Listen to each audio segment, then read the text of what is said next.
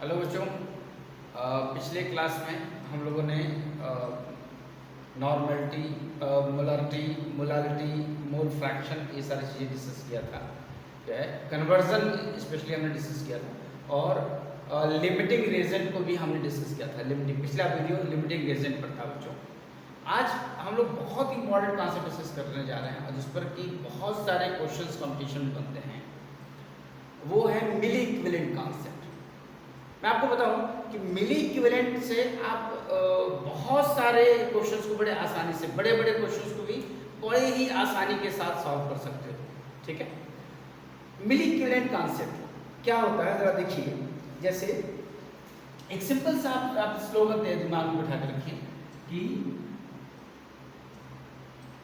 Milli equivalent of first is equal to milli equivalent of second. इस तरीके से milli equivalent of first is equal to milli equivalent of second. अब आप कहेंगे इसका meaning क्या है, क्या मतलब? तो आप लोगों ने नॉर्मलिटी, इक्विवेलेंट कॉन्सेप्ट ये सब पढ़ा हुआ है, आपने जो है कंपटीशन में टीचर्स ने पढ़ाया होगा। तो उसी को जैसे नॉर्मलिटी आपने पढ़ाई है ना, N1 V1 है ना, is equal to N2 V2। ये milli equivalent of first normality into volume is equal to milli equivalent of second N2 V2। Clear है? अब प्रश्न है कि ये अप्लाई कब किया जाता है। तो बच्चों कोई भी केमिकल रिएक्शन हो, कोई भी केमिकल रिएक्शन हो जिसमें कि कंप्लीटली रिएक्ट या कंप्लीटली न्यूट्रलाइज है, कोई भी न्यूमेरिकल प्रॉब्लम हो उसमें ये वर्ड यूज है। जैसे एग्जांपल ले लेते हैं, मैं कहूँगी 10 gram of calcium carbonate react with HCl for complete neutralisation.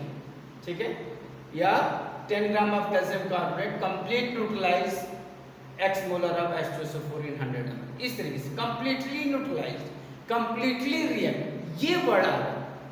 ठीक है, तो वहां पर आप आसानी से दोनों के इक्विवेलेंट्स को हम इक्वेट कर सकते हैं।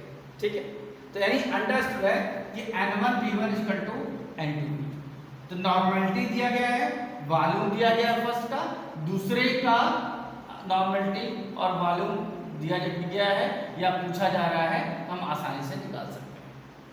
ठीक है, अब तो इसको अप्लाई कैसे कर सकते हैं, आप आगे बढ़ते हैं।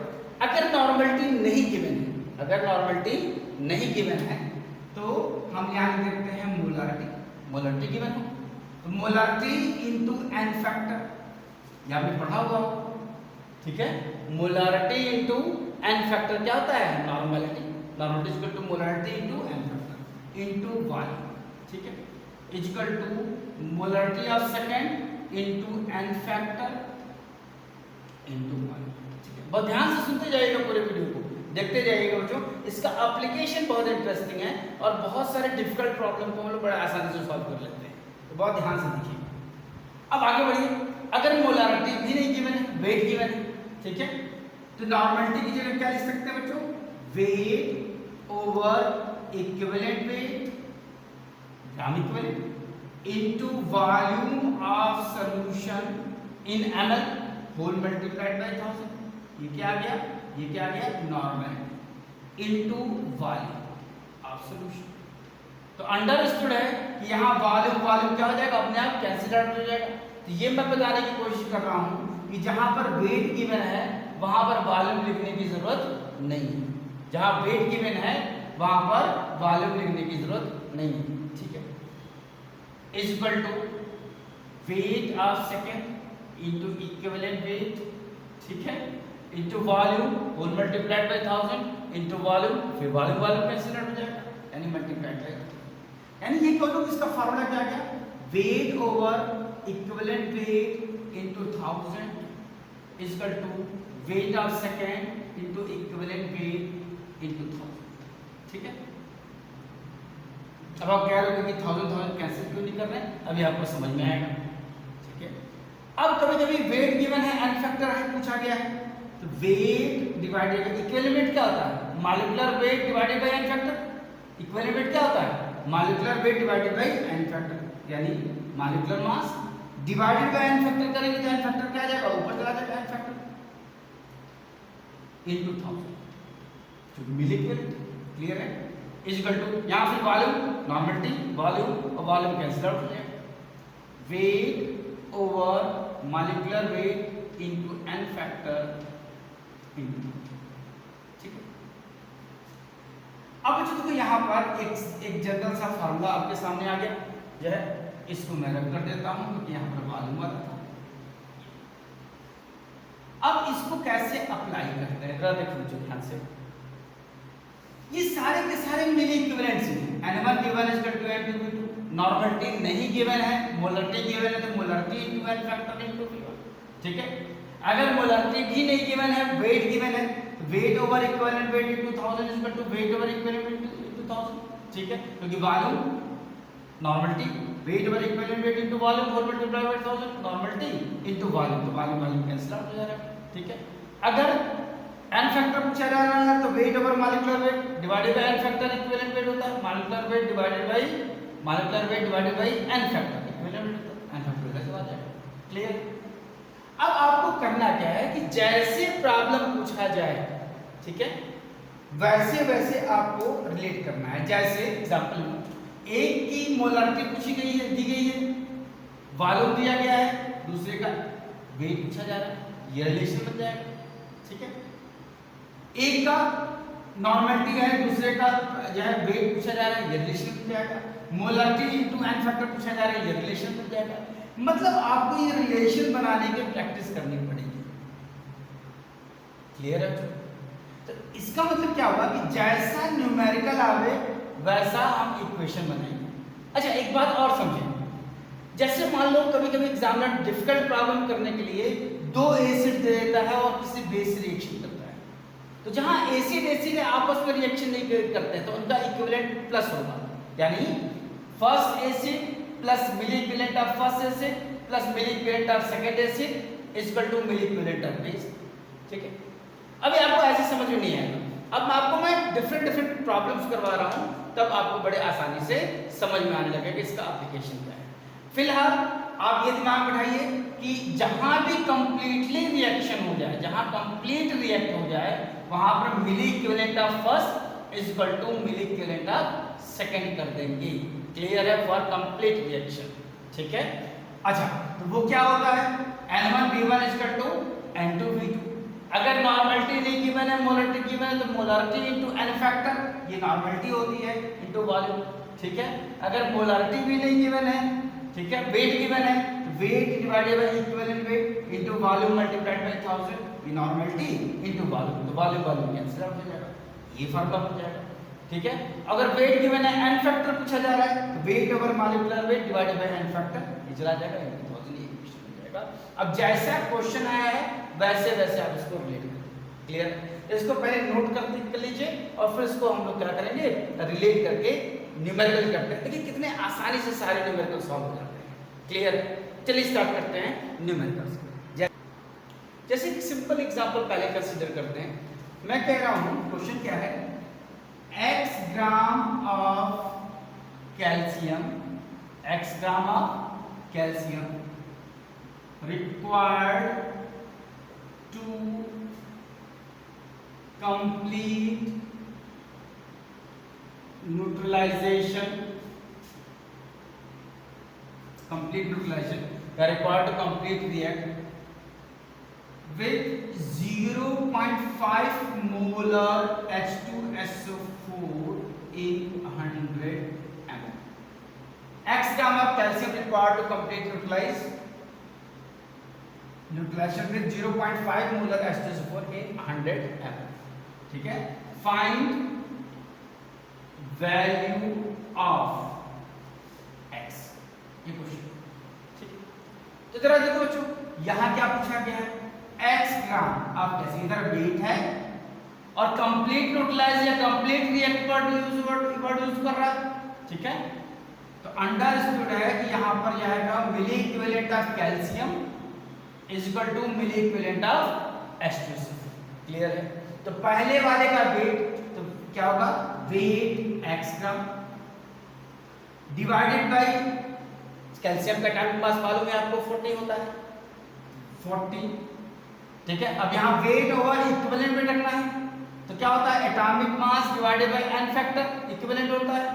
एन फैक्टर कैल्शियम का अल्कलाइन अर्थ मेटल है ना, तो अल्कलाइन अर्थ मेटल है तो कैल्शियम का एन फैक्टर क्या होगा 2 होता है। आपको मालूम है कैल्शियम क्लोराइड बनता है तो -1 +2 है ना, एन फैक्टर 2 होता है, अल्कलाइन अर्थ मेटल है तो एन फैक्टर डिवाइडेड बाय 2 करेंगे तो इधर क्या आ जाएगा मल्टीप्लाई, होल मल्टीप्लाइड बाय 2। ठीक है, यार इज इक्वल टू, अब यहाँ क्या गया मोलरिटी 0.5, तो नॉर्मलिटी क्या होती है मोलरिटी इनटू एन फैक्टर, यानी इनटू H2SO4 का एन फैक्टर कितना होता है 2H पॉजिटिव देता है, एसिड है ना, एसिड की बेसिसिटी होती है, तो H2SO4 चूंकि 2H पॉजिटिव देता है तो उसकी बेसिसिटी कितनी होती है 2 होती है, आप सभी को मालूम है पढ़ा हुआ है। तो 0.5 × 2 इंटू वॉल्यूम कितना 100 है, बस बन गया इक्वेशन। अब आप आसानी से ये इसको सॉल्व कर सकते हो बच्चों, ये 5 2 जा ये 0.5 × 2 बना गया, क्लियर है। तो x इक्वल टू कितना हो जाएगा, x ग्राम इक्वल टू ये क्या 10 हो गया, यहाँ 20 आ जाएगा बच्चों, ठीक है, इधर 40 आ चला गया, ये 0.5 × 2 1 हो गया, इधर 40 चला गया, इधर कितना हो जाएगा, क्लियर। अब अंडर स्टूड यहाँ क्या इतना क्या 2 टाइम्स सॉल्व। एक और एग्जांपल लेते हैं, ठीक है, सिंपल वाला, फिर उसके बाद आगे बढ़ते हैं।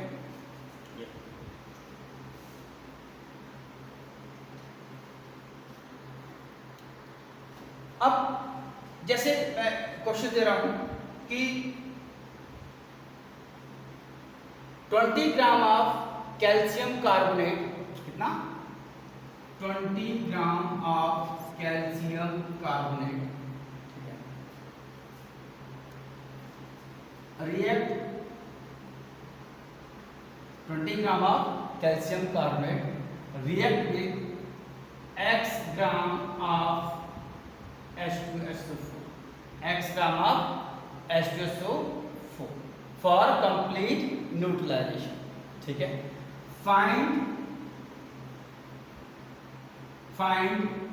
value of x, ये क्वेश्चन है, तो कुछ भी नहीं दिया गया, इसका वेट दिया गया है, इसका वेट पूछा जा रहा है, तो दोनों का वेट का रिलेशन, तो milli equivalent of first is equal to milli equivalent of second कर दीजिए, यानी अब देखो 20 ग्राम कैल्शियम कार्बोनेट का 40 + 12 + 48 60 × 3 यानी कितना होता है 100, क्लियर है, तो 100। अब कैल्शियम में तो क्या कार्बोनेट में कितना होता है -2, अल्कलाइन अर्थ मेटल है तो +2, ठीक है, यानी एन फैक्टर 2 है इंटू, ठीक है, इज इक्वल टू इसका x H2SO4 का मॉलिक्यूलर मास होता है 98, इसका भी एन फैक्टर कितना होता है 2, क्योंकि 2H पॉजिटिव है डिवाइडेड बाय 2 मल्टीप्लाइड बाय 2, 1000 दोनों साइड में है तो इसका लिखने की जरूरत नहीं है, एन फैक्टर 2 भी कैंसिल आउट हो जाएगा, तो x इज इक्वल टू हो जाएगा बच्चों 20 × 98 डिवाइडेड बाय, क्लियर है, ये क्लियर है, इतनी बात समझ में, तो बड़े आसानी से इक्वेट करके निकाल सकते हैं। अच्छा, अब इसी में थोड़ा सा एक लेवल ऊपर बढ़ते हैं, डिफिकल्ट प्रॉब्लम की ओर चलते हैं, ठीक है, बहुत ध्यान से देखिएगा, थोड़ा सा और डिफिकल्ट प्रॉब्लम की ओर चलते हैं और कैसे सॉल्व करते हैं उसको देखिए। अब एक क्वेश्चन है कि a piece of magnesium is dissolved in, a piece of magnesium is dissolved in 40 ml of N by 10 HCl, ये दिया गया है। A piece of magnesium is dissolved in 40 ml of N by 10 HCl, ठीक है, complete. The excess of acid was neutralized by 15 ml of N by 5 NaOH, और ये weight of magnesium पूछा गया, ठीक है। फिर से इस प्रॉब्लम को समझिए, कह रहा piece of magnesium is dissolved in 40 ml of N by 10 HCl, clear है। फिर क्या excess of acid further neutralized by 15 ml of N by 5 NaOH, तो वेट ऑफ मैग्नीशियम। अब देखो बच्चों, इसमें सोचना पड़ेगा आपको ये कि मैग्नीशियम भी क्या है, बेसिक नेचर, ठीक है, और NaOH भी क्या है, बेसिक है। तो बेस बेस आपस में तो रिएक्शन नहीं करते बच्चों, क्लियर है। यहां पर क्या है, ये एसिड है, दोनों बेस किससे रिएक्शन करेंगे, एसिड से, क्योंकि इस एसिड में पहले मैग्नीशियम डाला तो HCl पूरी तरह से न्यूट्रलाइज नहीं हुआ होगा, तो उसको फर्दर न्यूट्रलाइज करने के लिए हमें NaOH डालना पड़ा, ठीक है। इसका मतलब इक्वेशन कैसे बनेगा, सोचो, मिली इक्विवेलेंट ऑफ मैग्नीशियम, ये बेस है, प्लस क्योंकि बेस बेस रिएक्शन नहीं करते इसलिए प्लस, तो milli equivalent of magnesium plus milli equivalent of NaOH is equal to से रिएक्ट कर रहा है, is equal to milli equivalent of HCl, clear है। तो milli equivalent of magnesium plus milli equivalent of NaOH is equal to milli equivalent of HCl, clear है। अब मिली equivalent इसका wait पूछा जा रहा है, क्या लिखेंगे आप, वेट ओवर मैग्नीशियम का डायरेक्ट मास होता है 24, अब चूंकि अल्कलाइन अर्थ मेटल नहीं है, ठीक है, तो इसका n फैक्टर 2 होगा, तो 24 डिवाइडेड बाय 2 कितना हो जाएगा, 12 हो जाएगा, 12 इक्विवेलेंट वेट है मल्टीप्लाइड बाय, ये हो गया मिली इक्विवेलेंट ऑफ मैग्नीशियम, अब की बात है, प्लस यहाँ पर n/5 मतलब कितना, 1/5 नॉर्मल T दिया गया है इनटू वॉल्यूम 50, n1 V1 इसका दिया गया है, क्लियर है, ये दोनों बेस का हो गया। अब ये दोनों बेस मिल करके रिएक्ट कर रहा है किससे, n/10 यानी 1/10 इनटू, क्लियर, ये कितना आ जाएगा बच्चों, 3 आ जाएगा, ये कितना आ जाएगा 4, तो इधर क्या करेंगे, W/12 मल्टीप्लाइड बाई 1000 प्लस यहाँ कितना आ गया 3 इज इक्वल टू 4, ये 3 इधर चला जाएगा तो माइनस हो जाएगा, यानी weight over 12 multiplied by 1000 is equal to कितना, 4 माइनस 3 कितना आ जाएगा, 1 आ जाएगा, क्लियर है। अब वेट इज इक्वल टू कितना हो जाएगा बच्चे, अब यहाँ 1 इधर चला गया, यहाँ आएगा 12 के नीचे आ गया, ठीक है, यानी आ जाएगा बच्चे 0.012, आ गया, क्लियर है। तो देखो बड़े आसानी से हमने सॉल्व कर लिया इसको, ठीक है। एक क्वेश्चन और करते हैं तो आपको और अच्छा लगेगा इसमें, ठीक है। इसी में बड़ा इंटरेस्टिंग सवाल जो है परसेंटेज ऑफ प्योरिटी पर आता है, जो बच्चों बहुत इंटरेस्टिंग सवाल, परसेंटेज ऑफ प्योरिटी। जैसे क्वेश्चन लिखूं आपसे, मैं कह रहा हूं बच्चों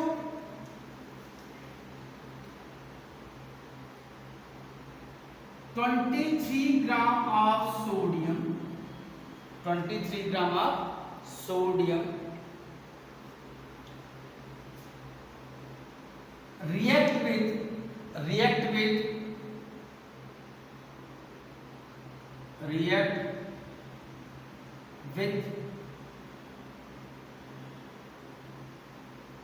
50 gram of impure H3PO phosphorus, clear है। 23 gram of sodium react with 50 gram of impure H3PO, clear है। अब क्वेश्चन है find percentage purity of H3PO, इस तरीके से क्वेश्चन, ठीक है। अच्छा अब जरा देखिए इसको क्या करेंगे, जहां पर इम्प्योर दिया जाए तो वहां पर वेट सही नहीं है, उसमें इम्प्योरिटी भी है, और अंडरस्टूड है कि सोडियम जो रिएक्ट करेगा किसी भी एसिड से वो प्योर वाले से करेगा, इम्प्योर वाले से नहीं करेगा, इस बात को याद रखिएगा, क्लियर है, वो प्योर वाले से करेगा। तो हमें इसका वेट निकालना पड़ेगा, तो जो वेट निकालेगा वो प्योर वाला आएगा क्योंकि रिएक्शन वाला आएगा, ठीक है। तो हम वेट निकालें, तो सोडियम का एटॉमिक मास वेट दिया गया 23 ग्राम, एटॉमिक मास भी कितना होता है 23 होल मल्टीप्लाइड बाई 1000, क्यों, क्योंकि इसका n फैक्टर अल्कली मेटल है ना, तो n फैक्टर 1 का 23 डिवाइडेड बाई 1 23 है, इक्वल टू इसका हमें क्या करना है, वेट निकालना है, तो वेट निकालिए। अब इसका मॉलिक्यूलर मास होता है S, इसका बच्चों हाइड्रोजन का 3 प्लस फास्फोरस का 31 प्लस 16 इंटू 4 64, क्लियर है, ये कितना आ जाएगा 98, 64 प्लस 31 कितना होगा 95 और 3 90। क्लियर है। अब इसका देखो 3h पॉजिटिव दे सकता है, अज्यूम कर लेते हैं कि सारा h पॉजिटिव निकल रहा है इसको, ठीक है। तो यहाँ पे क्या हो जाएगा डिवाइडेड बाई 3n फैक्टर, तो मल्टीप्लाइड बाई 4 मल्टीप्लाइड बाई, तो 1000 से 1000 अपने आप कैसे हट जाएगा, 23 23 1 हो जाएगा बच्चों। क्लियर है। तो यानी 1 इज इक्वल टू आ जाएगा वेट ओवर 98 इंटू 3। क्लियर है। तो वेट इज इक्वल टू आ जाएगा 98 डिवाइडेड बाई 3। ये प्योर आ गया, ये क्या गया प्योर। क्लियर है। यानी कितना आ जाएगा लगभग 3 3 जा 9 3 2 जा 6। क्लियर है। और 0.66 चलता है, ठीक है। क्लियर है ना। ये प्योर वेट है, ये क्या है प्योर वेट है। अब इसका परसेंटेज प्योरिटी निकालना है आपको, क्या कर लेंगे गिवन वेट 32.66 या 66 होता जा रहा है 67 कर लीजिए, डिवाइडेड बाय टोटल वेट जो लिया था 50 मल्टीप्लाइड बाय 100, ये परसेंटेज इम्प्योरिटी। और कभी कभी जो है परसेंटेज इम्प्योरिटी पूछा जाए, ये प्योरिटी है परसेंटेज प्योरिटी क्योंकि प्योर है ऊपर वाला रिएक्शन वाला है। क्लियर है। इम्प्योरिटी को 100 से माइनस कर देते हैं। क्लियर है, ठीक है। एक सवाल और करते हैं इस पे जो है, तो और कॉन्सेप्ट क्लियर होगा आपको इस तरीके से।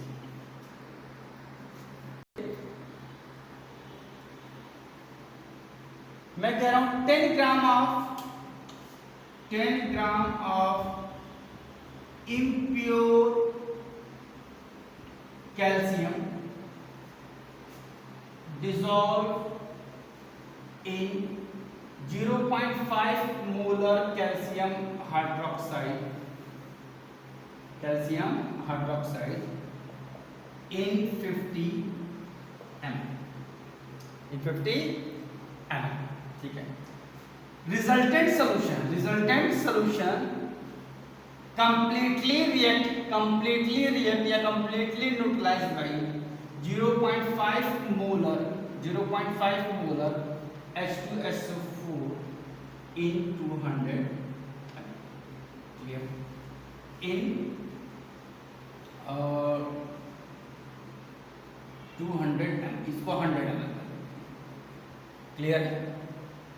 Find percentage purity of calcium, ठीक। जरा देखा जाए कैसे करेंगे। 10 ग्राम ऑफ कैल्शियम इम्प्योर है, तो अंडरस्टूड है बच्चों कि इसका हमें वेट नहीं लेना है, हमें इसका निकालना है प्योरिटी। तो क्या होगा, तो अब तो यहाँ कैल्शियम बेस है, ये भी बेस है, ठीक है, दोनों बेस है, तो दोनों का मिल इक्विवेलेंट 10 होगा equal to mill equivalent of acid होगा, ठीक है। करके देखते हैं 10 ग्राम यानी यहाँ वेट निकालना क्योंकि इम्प्योर है। ओवर कैल्शियम का 40 होता है एंड फैक्टर 2, तो 40 divided by 2 equal to 20। Clear है। मल्टीप्लाई करें प्लस दूसरा 0.5 मोलर कैल्शियम हाइड्रोक्साइड, ये भी बेस है तो इसलिए प्लस होगा इनटू एंड फैक्टर 2 इनटू कितना is equal to 0.5 molar H2SO4, इसका भी एन फैक्टर नॉर्मलिटी दिया जाए तो एन फैक्टर से मल्टीप्लाई करने की जरूरत नहीं है क्योंकि ऑलरेडी मल्टीप्लाइड है, मोलरिटी है तो multiplied by N factor into 100। Clear है।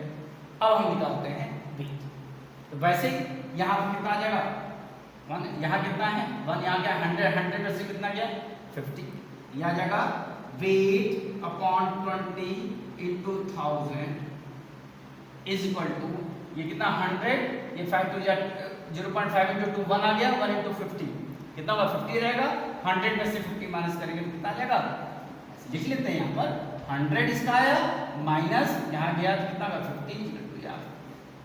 क्लियर है।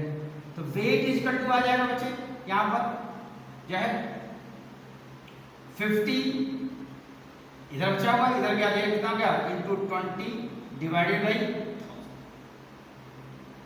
तो ये 0 0 कट गया, यहाँ कितना 5 2 जा 10, 5 2 जा 10, यहाँ पर 10 आ गया। क्लियर है। तो ये 1 ग्राम आ गया बच्चे वेट, कितना आ गया 1 ग्राम। तो परसेंटेज प्योरिटी कितना होगी, यानी परसेंटेज प्योरिटी ये 1 ग्राम प्योर वाला है ना, ये वाला रिएक्टिव वाला है प्योर वाला है, ठीक है। यानी यहाँ पर percentage purity is equal to 1/10 into 100 यानी कितना आ जाएगा बच्चे, ये कितना आ जाएगा 10, यानी 10% प्योर। क्लियर है? इस तरीके से निकालते हैं। अच्छा बच्चों और भी एक आप लोग याद करो, आप ऐसे भी करते हैं oxide method, chloride method, equivalent weight निकालने के लिए बहुत सारे क्वेश्चन याद करो। ऑक्साइड मेथड क्या होता है, wait of metal divided by weight of oxygen combined और डिस्प्ले मल्टीप्लाइड बाय 8। क्लियर है? Chloride method, wait of metal divided by weight of chlorine combined और डिस्प्ले मल्टीप्लाइड बाय 35.5। ये फार्मूला याद होगा ना इक्विवेलेंट वेट निकालने का, आप इसको आसानी से इसी से कर सकते हो। जरा देखो कैसे करते हैं। ये है एक सवाल में आपको दिखा और मैं चेक कराता हूँ, देखो फार्मूला वही बन जाएगा अपने आप, बड़े आसानी से सेम फार्मूला बन जाएगा, आप इसी से कर सकते हो। ठीक है?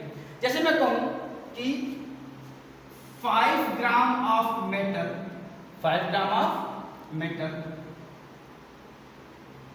Combined with oxygen to form 15 gram of metal oxide, 15 gram of metal oxide, ये M है। क्लियर है? Find equivalent weight of metal. Clear है? अच्छा मैं थोड़ा और डिफिकल्ट करूं, ठीक है। Also find atomic weight of metal and molecular weight of metal chloride. देखिए इस 3 प्रॉब्लम मैंने एक साथ ही कर दिया, 3 तरीके के प्रॉब्लम इस तरह से आते हैं, तो तीनों मैंने एक साथ ही कर दिया। ठीक है?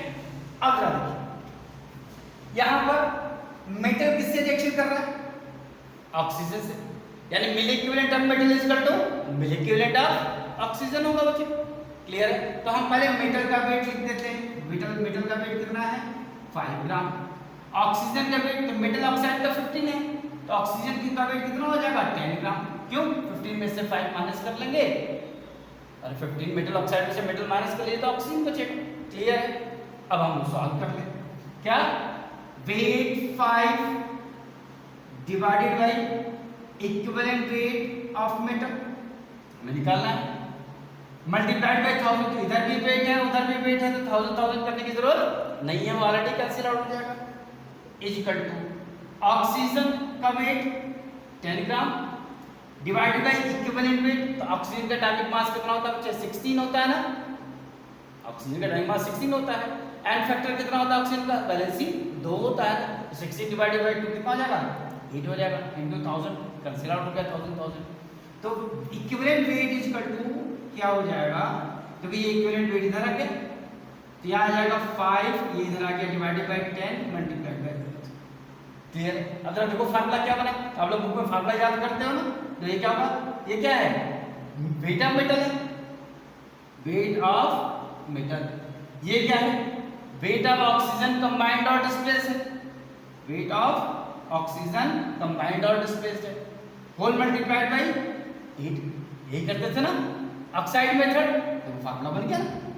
तो अपने आप इस 40 डिवाइडेड बाय 10 यानी कितना हो जाएगा बच्चे, ये कितना हो जाएगा, इक्विवेलेंट वेट कितना गया, इतनी बात समझ में, तो बड़े आसानी से। अच्छा अब इक्विवेलेंट वेट अब 4 आ गया। ठीक है? अब देखो यहाँ पर पहला प्रॉब्लम सॉल्व हो गया इक्विवेलेंट वेट, फिर से चेक कर लेते हैं। यहाँ पर ये इक्विवेलेंट वेट इधर चला गया, यानी equivalent weight is equal to ये इधर आ जाएगा ये इधर आएगा, तो 40 डिवाइडेड बाय 10 कितना आ गया 4। ये बात सभी को क्लियर इक्विवेलेंट वेट। अब एमओ टाइप है, तो ऑक्सीजन का -2 यहाँ पर कितना होगा +2 अंडरस्टूड है, तो एन फैक्टर कितना है 2 है, इसका मतलब एन फैक्टर कितना है 2 है। तो आपको मालूम है ना कि equivalent weight is equal to atomic mass divided by N factor, तो atomic mass is equal to क्या हो जाएगा, atomic mass is equal to क्या हो जाएगा, equivalent weight into n factor. Equivalent weight कितना है 4 इनटू एन फैक्टर कितना है 2, यानी कितना का 1 ग्राम आ एटॉमिक मास।